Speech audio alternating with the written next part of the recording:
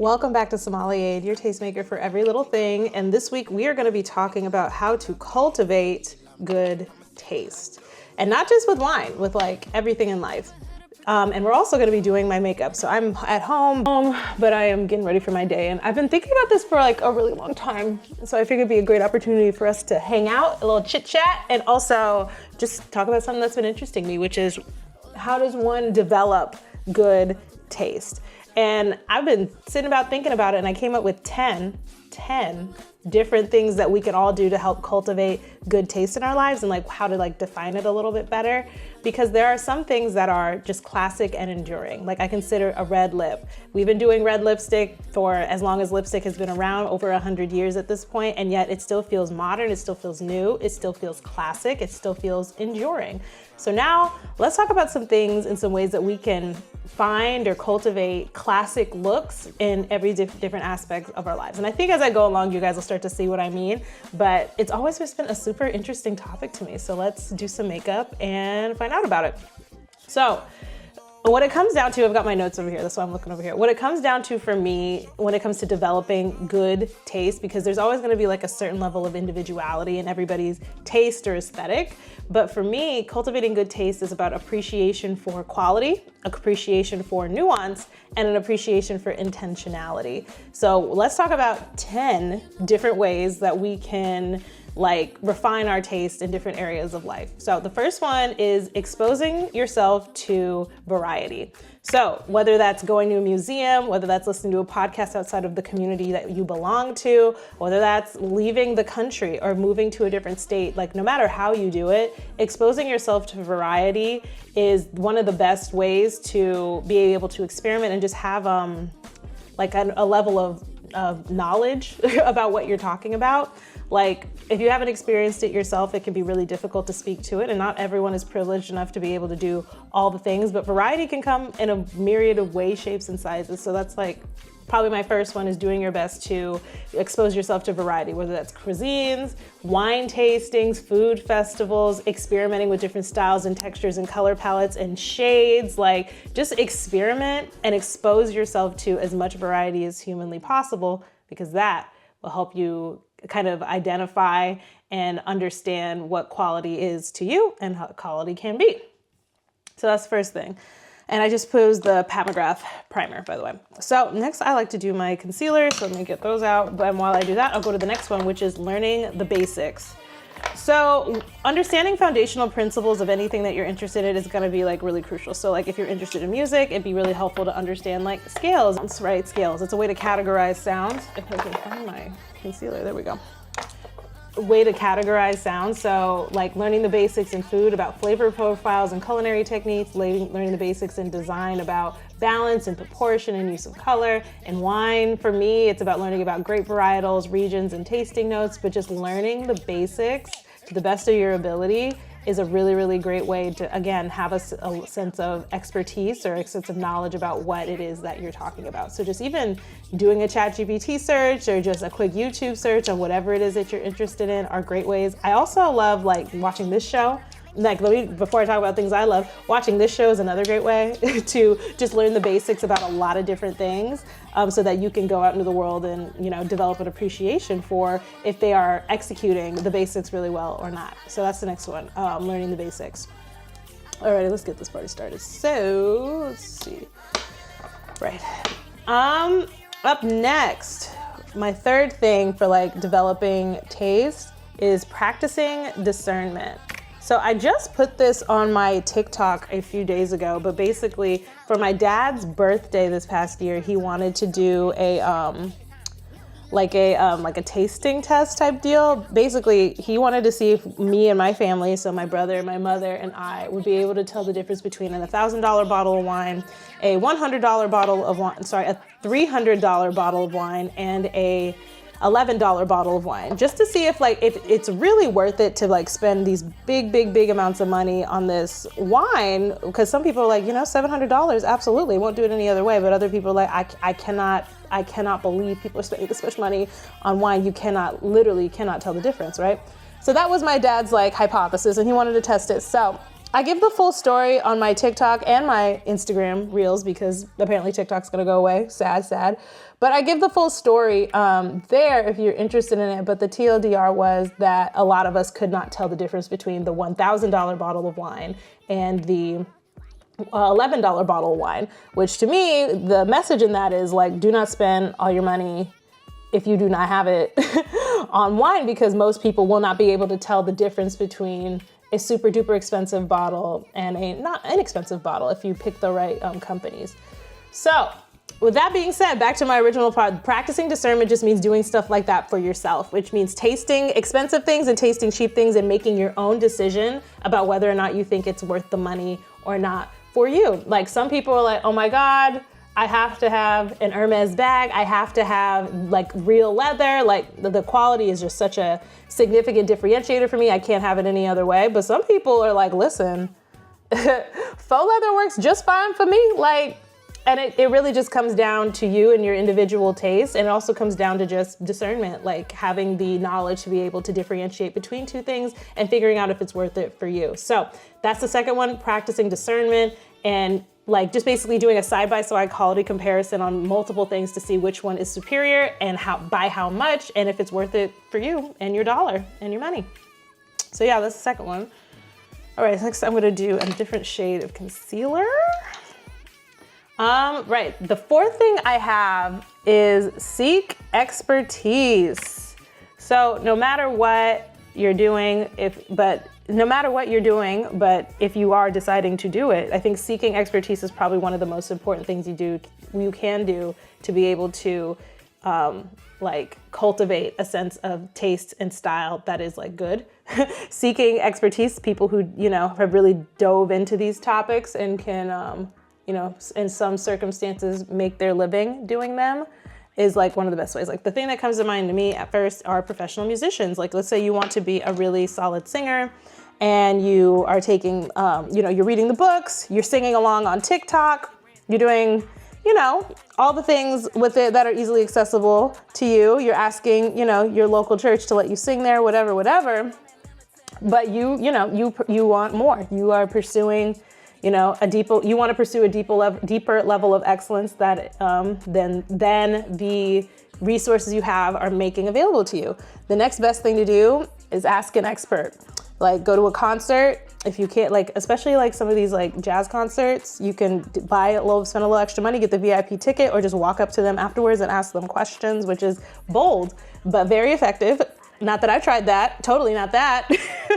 But anyway, what my point I'm trying to make is seeking expertise, no matter what it is or where it is one of the best ways to also help cultivate your taste. It can be watching documentaries, it could be talking with people, it could be engaging with, in online communities, but just seeking expertise is a really excellent way to deepen your understanding of subjects and even broaden your understanding. So both broaden and deepen your understanding in something. So that's my next one, seeking expertise. So those are the Pat McGrath concealers. Next thing I'm going in with my fave, the Armani Luminous Silk Foundation, which is like, it's so good. I'm gonna talk about this in another video, but this foundation is so good that when I put the tester on my skin, I looked away for a second on my phone, I looked back, I could not find, that's how close of a match this was. I could not find it on my skin. I was like, whoa, now that's an advertisement, okay? That's amazing. Anyway, Armani Luminous Silk Foundation, that's what's happening here. Here we go. So, after seek expertise, the fifth thing I have for y'all is to refine your eye and refine your palate. So what does that mean, right? So that just means creating a habit of paying attention to the details, like looking for subtle craftsmanship, notes like, oh my gosh, they use X type of, whatever I think of the word craftsmanship, I just think of like Aiden Shaw from Sex and the City and how he made like woodworking stuff. I'm like, yeah, craftsman, but craftsmanship can come in all different shapes and sizes. Like for me, ways that I like to refine my eye and my palate is like, oh my gosh, like the review I just did for the, say Lumiere, like, oh my gosh, I can smell the taste of rhubarb. I know what rhubarb smells like and I can recognize that smell in Beyonce's thing. What a nice subtle note, like stuff like that. Like it doesn't have to be with fragrance, but just developing a habit to pay attention to the details that people are putting into these things, like complex layers in food or wine or emotional resonance in art or music. These are all really good things to note and often makes things, takes them over the edge from just being like, oh, this was a nice meal. Oh, this is a nice fragrance. So like, wow, this is something really unique and different. And they moved a little bit differently in the nuances. Like,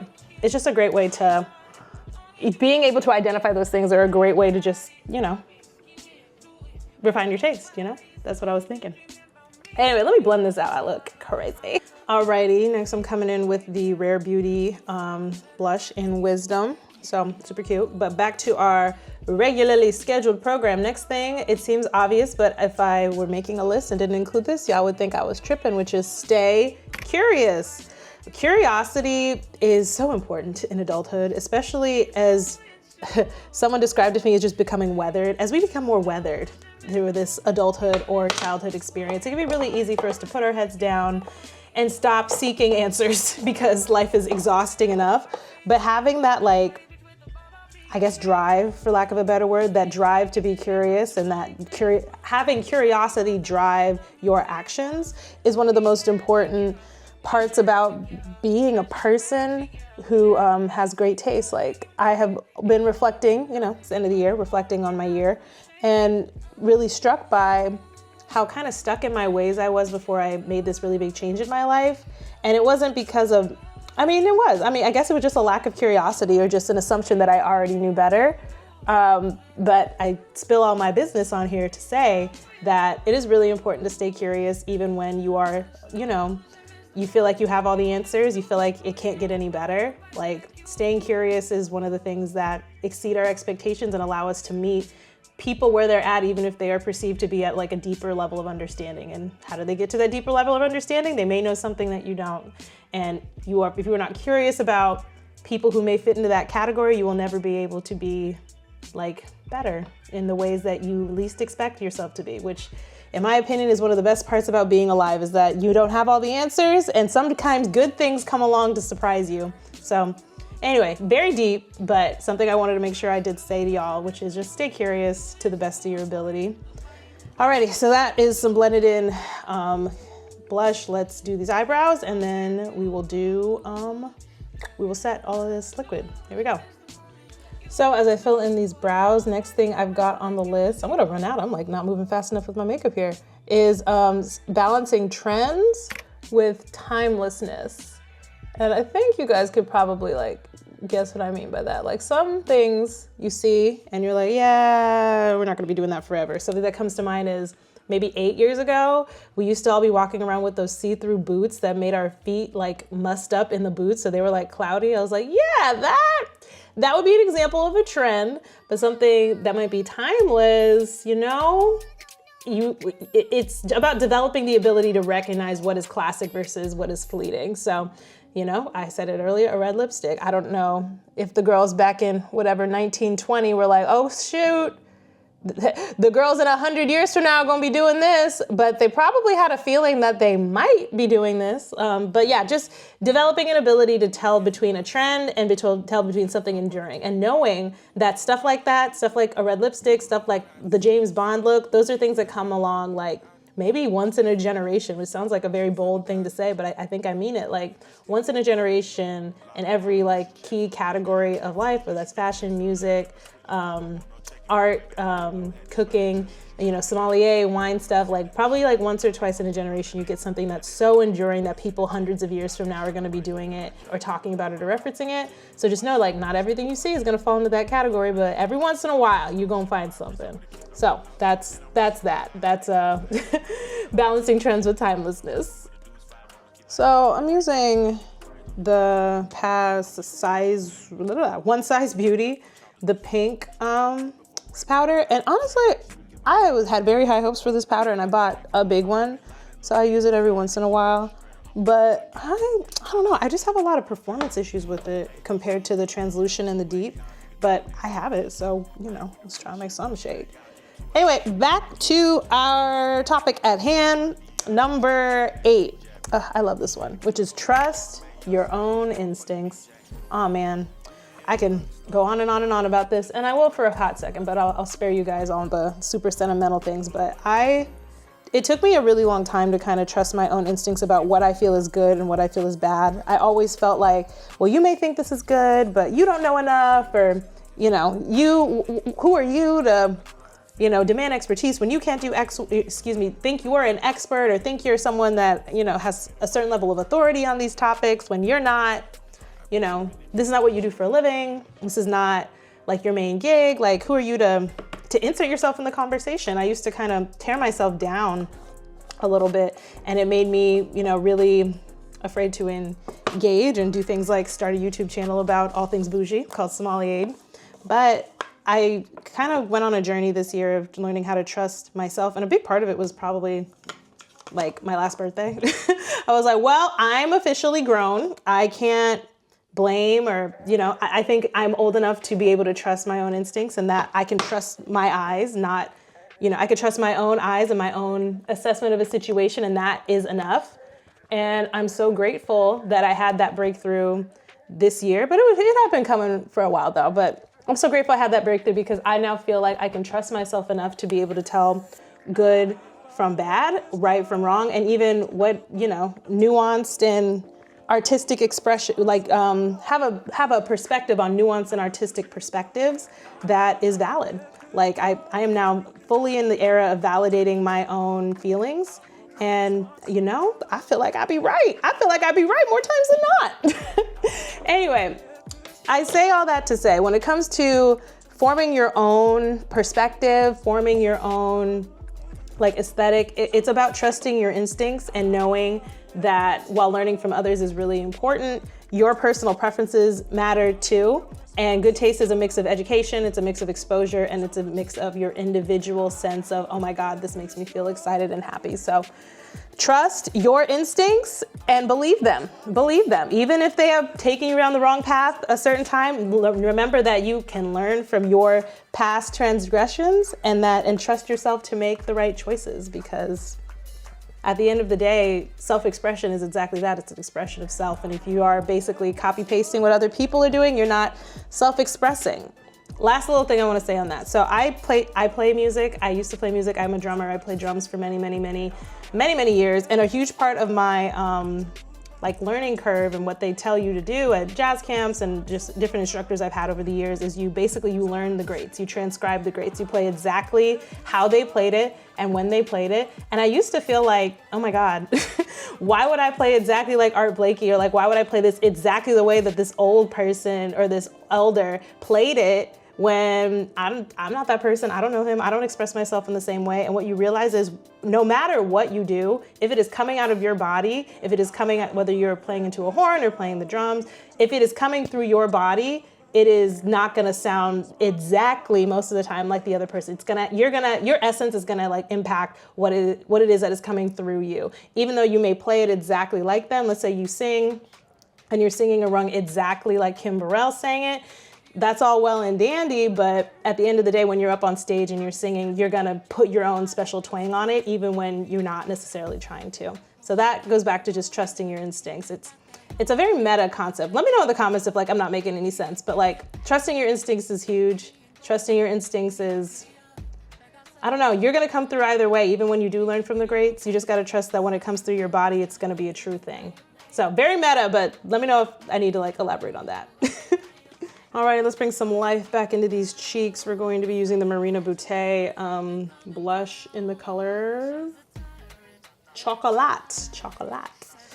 Alrighty, we are pushing through here. We're on number 9, which is, be open to feedback. So sharing your preferences and choices with other people that you admire, people that you trust. Not every opinion that you hear on the internet is worth listening to.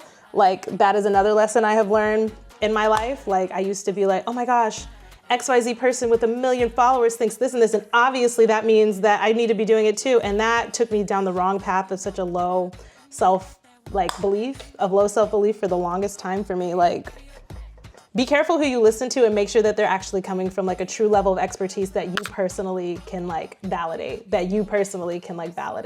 Like, that's really, really important.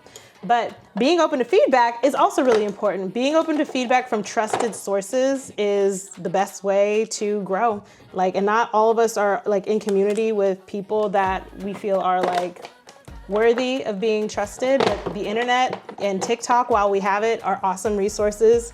And you know, something that I think my friend Mariah told me, she's like, Bria, are you gonna listen to what I'm saying or are you gonna listen to your own eyes?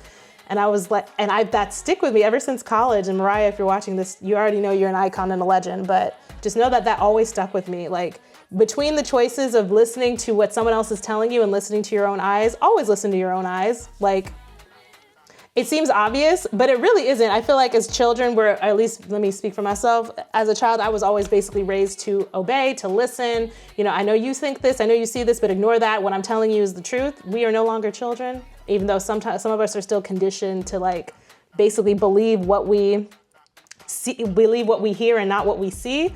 And that comes into play, it's, you know, in adulthood. That's an important still. So anyway, all that to say, number 9, be open to feedback from trusted sources. Alrighty, here we go. Let's close up on this. Alrighty, we are on step 10 and I am just starting on my eyes, which I know some people do them first, but I don't know. I never have. But, you know, someone can tell me in the comments, like, girl, what? You have to, whatever. Just tell me your thoughts on that. But I like doing them last. Anyway, speaking of last, the last thing is simplify. And this is a little bit of translucent powder underneath my eyes here, just so when I touch it with my finger, I don't leave a mark. Anyway, last thing I have for y'all when it comes to developing good taste is simplify. So I think really good taste is more often than not about restraint. It's about knowing that you can do it and choosing not to because the moment doesn't call for it. I think of this once again in like a musical situation, like, yes, you can do all the runs in the whole wide world, my singers, but there is a lot of power in listening and responding to what the moment is needing. And whether it's, you know, music or design or food or fashion, simplicity often reflects a deeper understanding of quality. And I really want to encourage all of us to like keep that in mind as we move throughout the world. Like sometimes, like I think of this also with the dessert menu at a lot of places. You could have oh my God, I think I saw someone, this is probably on TikTok, but I saw someone who took a cheesecake and took churro dough and wrapped the cheesecake in churro dough and then deep fried the churro and the cheesecake combination. Like, listen, I'm sure that's very good, delicious, but sometimes it doesn't call for all that. If you're having a beautiful, you know, meal at home, like it maybe doesn't always call for all of that. And I think about that often with like dessert menus at like restaurants. Like sometimes just a chocolate chip cookie with vanilla ice cream, classic, it gets the job done. It's better than any dessert, like fancy dessert you can make. It's just everything to some of us. It's just everything. It's maybe like, but that simplicity is often like a really huge marker of quality. If you can make it both simple, but like delicious, but also like there's some chocolate chip cookies I've had that like aren't good. Like don't get it wrong. Like it may be simple, but don't make the cookie nasty. Don't add too much to it. Just make it exactly what the moment is calling for it to be. Whether that's not too sweet, not too like salty, just right down the middle, which can be really, really, really hard, but I think that's what the moment calls us to do. Anyway, let me do my eyes and come back and do a closer.